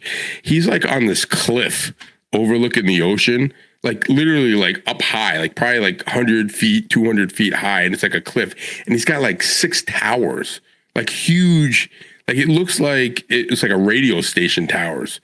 Is it W1 ASS? No, it's not him. But he's got a place down in Brazil. Oh, he does? Yeah. No, yeah, this isn't. He's not up here all the time. Yeah, no, this is this guy is like from Brazil. Like he's got the thick accent and stuff. I have to look him up and tell you what it is. But yeah, I looked at his cures. The property is like, and all these antennas are like out in this field, and then there's like the cliff, so it's like antennas right up to the water, but at 200-300 feet off the water above it. I mean, it's like, and he's pounding 1,000 watts, I think. So like, I'm sitting here with 100, and he's like booming in here, like he's like sitting next to me. Oh, bummer! He doesn't have anything on his QRZ. I was just curious, because I've talked to Paul W1ASS a few times, and he was telling me all about his house in Brazil and how great it is and all that. Well, doesn't he? Didn't he work in radio or something? Like he was in. I think they were on his repeater. They were talking about how he he was either a DJ or he worked in radio or he had a radio show. So he did something in radio, is what they were saying. I've never talked to him, but hey, man, he has a great repeater and a great spot, and it's got a lot of activity now. So, well, he's got a great network of repeaters. Yeah. Well, he wants to take the Fort Mountain repeater, and he wants to use the same frequency, and he wants to go up north and go all the way up to like the Canadian border, and that you'll be and have the same tone, so that you put the one radio on, and then as you're driving, you never have to switch. It'll just be the same thing. So instead of like how sometimes you link the next tower, right? Yeah. Just saying, kind of like a cell phone would work, but that would be fucking sweet. The whole state. You just leave it on one frequency. Because when I first got in the ham radio, that's why I was like, it would be awesome if we had like a New England repeater system where like you had one, you had like California has there's a repeater system that goes from San Diego all the way up to, north of San Francisco. I-5. Yeah. Yeah. So I said that would be kind of cool to have like a New England one, to get them all connected. And well, and the funny thing is so the East Coast reflector system, right, is literally a system of networked repeaters. But how many are there that are linked in New Hampshire? None. I don't think any. Maybe so it's like, the East Coast reflector system, and like literally none of New England other than New York is there. Yeah. It's like we're our own little country. Like we don't exist. No, Massachusetts is its own country, but we're just. Well, it's funny. Like people like out in California, they don't understand. Like the Midwest, right? Like Idaho, and like if you ask me, like, is it Idaho? Is it South Dakota, North? Like where are they all? Montana, Wyoming? Like I kind of know where they're at, but I'd probably, if you showed me on a map, I might be able to get it. But if you said, is Wyoming west or east of Montana? Like I'd probably 50-50 shot, right? Like, I don't know. Maybe I'd get it. I'm trying to think. Because I've been to both. Neither. It's south. It's south, right? Yeah. But what I'm saying is, like, New England, like, people don't understand, like, they say, well, is New England, like, the Patriots, are they Boston? I said, well, they're the New England Patriots. They used to be the Boston, but they're New England. They're like, well, what parts of New England? I'm like, all of New England. I said, but you got Connecticut, where the ones that are in like the tri-state area of New York, they're like, what's the tri-state area? I'm like, well, that would be New York, New Jersey, and part of Connecticut. That's near New York. Maine, New Hampshire, Vermont. Yeah. Yeah. We're the you can just carry a gun without a license concealed in those 3 states, but don't go down to Mass. Or you'll do a year in jail. Yeah. Diane and I watched Diane, for those of you who don't know, is my wife. We watched the Boston Marathon documentary, the bombing. Oh, really? It's really cool. Yeah, it was real. I forgot, like, they shut down the city. Oh, yeah. I forgot that. And I also, in my mind, I thought it all happened, like they did the bombing and then it just went into that night. But it was like 101 hours before they got him. When he was in the boat, and it was really well done, and it was it brought back a lot of it refreshed my memory, of when that all happened. So most people, I don't think it affected people, as much as it would have, like, people in New England or around here that, we had people, I had friends and stuff that were down there and stuff. It's kind of like a 9/11, But yeah, it was pretty, and it went and talked about how the brothers got radicalized and what their upbringing was, and their father and their grandfather, and yeah, it was good. You should watch it. But there was one guy, like, they were storming Watertown because they thought that when they're getting the older brother, and this guy comes out and he goes, and they had like the cops were in, and the cop was being interviewed, and he goes, yeah, and some guy opens, he goes, you guys need any help? And he was like, he goes, well, yeah, only if you have like a 50 caliber gun or something, like just get in the house. Like the guy probably like had like a freaking machine gun that he just wanted to get out and start shooting. You know, you guys need any help? But yeah, they had like video of it, of like the shooting. It sounded like, you know, you were in like a war zone, you know, right down in Watertown. Like they just lit the guy up, and the guy was like walking, and he just kept walking towards him, and they just kept firing, and he just kept walking until he fell. Like pure adrenaline, I guess. Well, I'll say if you like watching those kind of videos where, like, you know, it's police interactions with bad guys, the guy that does it better than anybody else is Donut Operator. He's a former Navy veteran and a police officer, but he's been YouTube famous now for years. But yeah, he does excellent, you know, analysis of police interactions and some of these shootings. And well, I mean, you should definitely watch it, because when they got to the when they found him in the boat, they tried to get him to come out, and he wouldn't come out. So then they were gonna bring the SWAT team and set up, and they didn't have it first go out on the radio. So they two guys went up there and they tried to do it, and then they quietly, but then it got out. And then the next thing you know, like every cop in the area, and they were all leaving, like they had searched, and they were like, everyone, like people from New Hampshire, Rhode Island, everyone was leaving. They're all packing up, all the different state police, the marshals, whoever. And then all of a sudden, like they hear it on the radio that they think they got him. And like every freaking cop from every jurisdiction shows up, and they think, like all of a sudden, like out of the blue, it's like they just start like unbelievable fire. Pop, pop, pop, pop, pop, pop. Like it was just nuts. And the guy's like, hold your fire, hold your fire. And what they think is they think they saw him with a gun, and one guy fired, and then it was like 200 bullets. Chain reaction. Just went into the boat. And so then once they got it stopped and they got the SWAT, then they put in a smoke bomb, you know, a smoke grenade, and that didn't get him out. And then they said, well, we're going to use a flash bomb, but that boat has a gas tank, and it's probably going to catch on fire, and it's probably going to catch the house on fire. So let's get a fire truck. So they waited to get a fire truck. And then he did the flash bomb, and it didn't catch on fire, fortunately. And then he finally just gave himself up.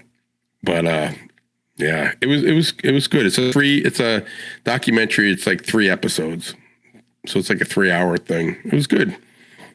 All right. Well, I'll check it out, because I will say your last recommendation of Lawmen, Bass Reeves, that was a fantastic series. You like that one, right? I knew you'd like that one.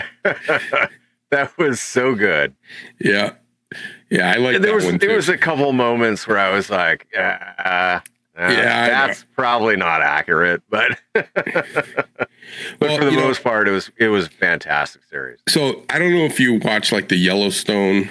So Yellowstone, I watched the first 4 seasons, and then they went all wonky and political and weird. So I didn't watch after that. So you want to watch the better ones. If you've seen Yellowstone, 1884 is awesome. It's got Tim McGraw and it's his wife's name, Faith Hill.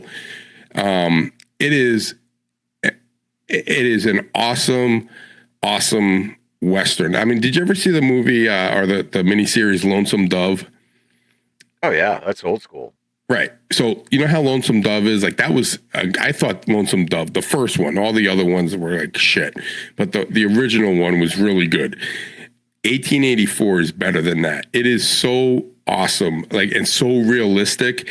And Tyler Sheridan, they interview him. Like if you go on, you can see the, you know, they have like those little clips. He really tried to, he had like the outfits made by people to make them exactly the way they were, like what their clothes were like back in 1884. He talked about like how like the black people were treated, how they really were, how the Indians really interacted with the white man. Like it was really well done, and it's an awesome story. And then when that's only one season, and then the next one came, it was 1923, and it kind of connects what happened between 1884 and 1923, and then it goes 2 seasons of that, which gets you to John Dutton's birth of his grandfather. Oh no, birth of his father. So 1923, the focus is on his John Dutton's grandfather.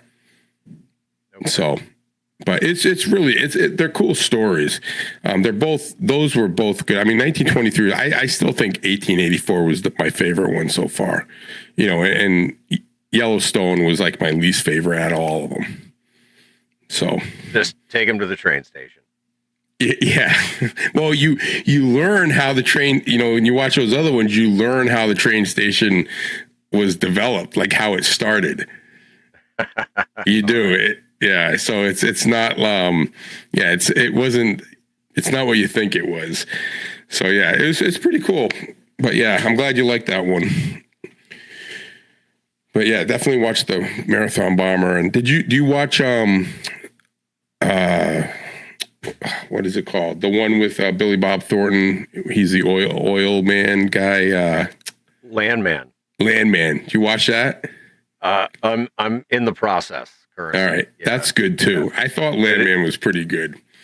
So I was hesitant to watch that because like Billy Bob Thornton, for whatever reason, like I guess because I've been watching him for so long, like right. I only see him as certain characters, right? Like Bad Santa, right? Bad Santa is like the perfect Billy Bob Thornton character, right? Like it's perfect. And so I was like, well, God, how can I see him as like an oil exec, like, this like professional fucking role? No, it's perfect because it is 100% true to a Billy Bob Thornton character. Mm-hmm. He's a fucking mess and he's a train wreck, and it's great. Yeah, that's a good one too. They're making a season 2 on that one, so I'm pretty psyched. So, but yeah, that guy Tyler Sheridan, he was the sheriff, I think, in what was that? Sons of Anarchy.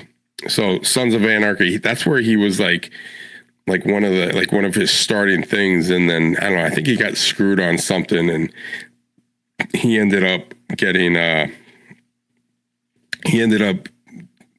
writing and producing, and slowly started making these movies, and then he got the contract with Paramount and Yellowstone and everything else. So he moved up pretty well, and he's making millions, and probably making the best TV or best shows, recently in a long time, because most of the shows on TV now are just stupid. It's everything's recycled, Yeah. But so now I'm gonna have to go back and look him up in Sons, because I watched the whole Sons of Anarchy series. I watched the Mayans, and I loved it. It was great. It was good entertainment. Yeah. There was very little of it that was actually factual, but it was fantastic entertainment. Well, you know what I loved about it is it takes place in where I grew up. So like there was like they had like the Ramsey Outdoor Store was in it. Now the inside wasn't anything like the Ramsey Outdoor Store would be like a Bass Pro Shop, right? It was like just a local thing, but they had that in there, and they had places that like I had been or hung out. I'm like, oh yeah. So like for me, watching. Oh no, that was Sopranos. So watching The Sopranos. Sorry, I get them confused. Watching The Sopranos was like you grew up in Southern California? I mean, I didn't know that about you, but no, so I watched The Sopranos first, then I got into Sons of Anarchy. But yeah, my neighbor, who lives, well, my old neighbor, my house, or my old house before I moved here in Amherst, he was in The Sopranos. He was the guy that got freaking killed on the toilet, or he died on the toilet. Yeah, his name's John Fiore, and he when I met him at like a Christmas party, and I'm looking at him, and we're like shooting the shit, and he's from Somerville, so my wife's from Somerville, so he knew some of her sisters and brothers' friends. He's a little bit older than me. I think he's like in his 60s. But he got remarried, and he's got like older kids who are adults, and he's got like, I think he's got like a kid that's like maybe 12 or 13 and like a 6 or 7 year old.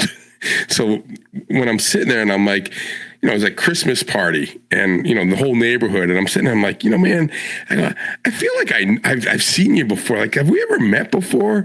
And he goes, and he's like half in the bag. He's like, oh, Todd, do you know what I do for work? I'm like, no, what do you do for work? He goes, oh, I'm an actor. He goes, do you ever watch Law and Order? I'm like, yeah. I'm like, oh, he goes, in The Sopranos? And I'm like, he goes, I'm Gigi. You know, I died on the toilet, you know, on the shitter. So it was just pretty funny that he was, you know, that he was there. So I'm like, oh, I'm like, that's weird. I'm like, that's weird. So I get him on Facebook, right? Like, he friends me on Facebook, you know, the what do you call it? The book of face. And like all of a sudden I get these like friend requests from all these actors. Not friend requests, but like, you know, they pops up and it says like, you may know. And I'm like, what the fuck? Like all these, you have one mutual friend. You have one mutual friend. Oh, you might know George Clooney. Yeah, exactly.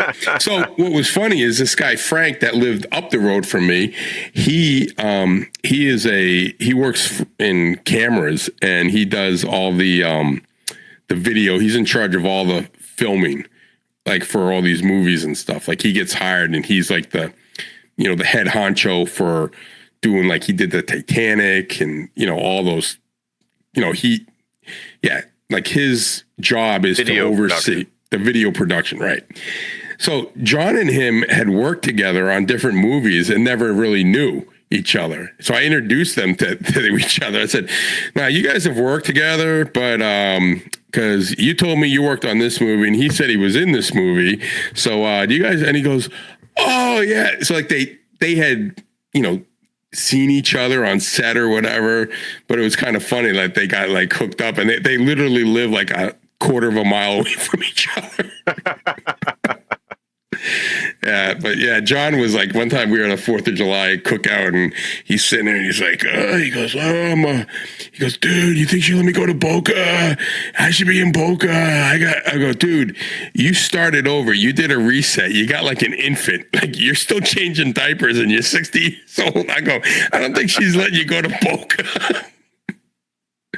But no, he's a good guy, and he does a lot of, he was the Chappaquiddick. That was the movie about Ted Kennedy and the accident where he killed the girl in the car, went over and she drowned. There's a movie called Chappaquiddick. He played the sheriff in it. And I told him, I said, of all the things I've seen, I said, that was your best one. Like that was a good role for you, and you did an excellent job on that one. He says, yeah, you know, that was, you know, we did that. It only took a couple weeks. So he goes, I think the mailman thinks I'm a drug dealer or something. I'm like, why? Because I get all these checks in the mail for all the shit that I do. So like when you're an actor, like, and you do something, like he did Law and Order for like, I don't know, 10 years or something. Every time a Law and Order show gets viewed with him in it, he gets paid. So he says it goes from like he was saying, it was like, it could be like 1,000, and then next year it's 500, 250, 100, 50, 25, 10, right? And then it resets. It goes to 1,000. So like he goes like, I can't even keep track. He goes, they come in left and right. Like sometimes it's like it's $1,000, sometimes it's $5. You know, I don't know. I let her deal with it. He goes, I think the guy. And then we had a kid in our neighborhood that started stalking him. Like would show up at his house and like try to hang out with him and stuff. And he's like, what do I do? I'm like, tell him to freaking F off. Tell him to get the hell out of here. Right? Oh, like, man. Yeah, like give me a break. So, but yeah, it was pretty funny. But yeah, he's from Somerville, but he totally fits the the Italian mobster type. Like he get it. Yeah, he was. I think he was the detective or he was the cop in it. Yeah. But yeah, small world, you know, and then you meet him and you're like, you know, he's like your neighbor. I saw him the other day at Lowe's. I'm like, hey man, what's up? He goes, oh man, he goes, where you been? He goes, you haven't been around. I'm like, I moved, remember? He goes, yeah, I know, but you can still stop by. I'm like, yeah. I'm like, you can come by my house too if you want. But it's all good. Well, I'm sure we could probably shoot the shit all night. Yeah, I know. These guys are probably like, what the hell is this kind of podcast? Eric's going to kill us. He's like, you guys are totally off script. You didn't even talk ham radio. We did so. Yeah, we talked a little ham Who knows? radio. This one might be like might get like the most views. And remember the last one we did together? Like it shot through the roof. Yeah. Just don't forget to like and subscribe and click the bell so that you know when we go live. Yeah, exactly. Yeah, and if you like this kind of podcast, join our Patreon and you'll get more of this. And sometimes it's even more crude and realistic because I can get off on a real bad tangent and tell you what my work life is like. Yeah, well, and believe it or not, I actually do semi-filter myself when we're actually recording. I know. I think we all do. So if you want to see the real Todd and Paul, get on Patreon and see what we're really like before we record the podcast. Anyway, all right. Well, let's wrap this up. God, we've been on. How long have we been on for? I timed it. We're just about 2 hours. Just about 2 hours. So I want to say thank you for joining the Live Free and Ham podcast community. We truly appreciate everyone who supports the show, and we really, truly can't thank you enough. One more time, if you want to connect with us, there are many ways that you can do that. Please feel free to join the Discord server. The link is on livefreeandham.com. Subscribe to the YouTube channel. Click that notification bell. Leave us a review using the SMS text link. Leave us a voicemail, 978-233-1142. What's that number, Todd? It's not scrolling. It's not. No, because I can't manage all of the things at the same time.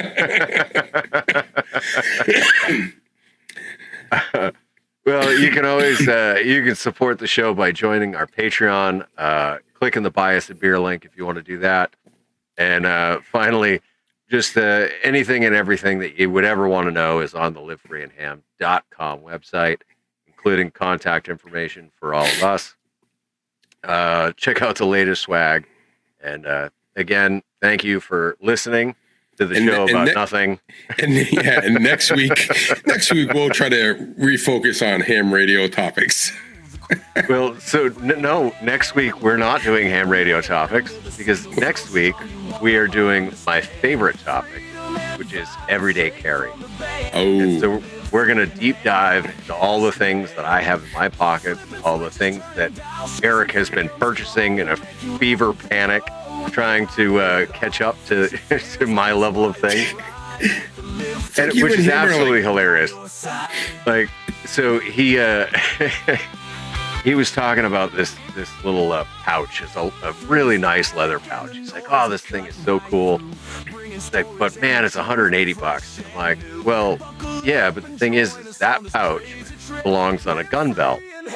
And so, like, he doesn't own a gun, does he? I'm like, check out this gun belt. This is my belt. This is the belt that I wear every day. And he's like, dude, $180 for a gun belt? Like, I don't even own a gun. She's like, well, that'll set you back about $500 or so. $500. I was like, but the biggest expense of all of that is you got to buy a shit ton of ammunition because you got to go practice to get proficient with it. Yeah. So, yeah, so we're going to have a ton of fun in the next episode. Don't miss it. You'll catch it when it drops in a few weeks. But yeah, so thank you all for being there. This has been Live Free and Ham, the Grouch and General show. Yeah, we just shoot the shit and talk whatever comes up. Well, thanks, guys. It was good doing this. We love doing this podcast. We appreciate all the support, and hope you guys all have a good day, evening, whenever you're watching this, and keep watching, and we'll keep producing. So with that, I guess I'll say 73. Happy Easter and 420. There you go. Bye, guys.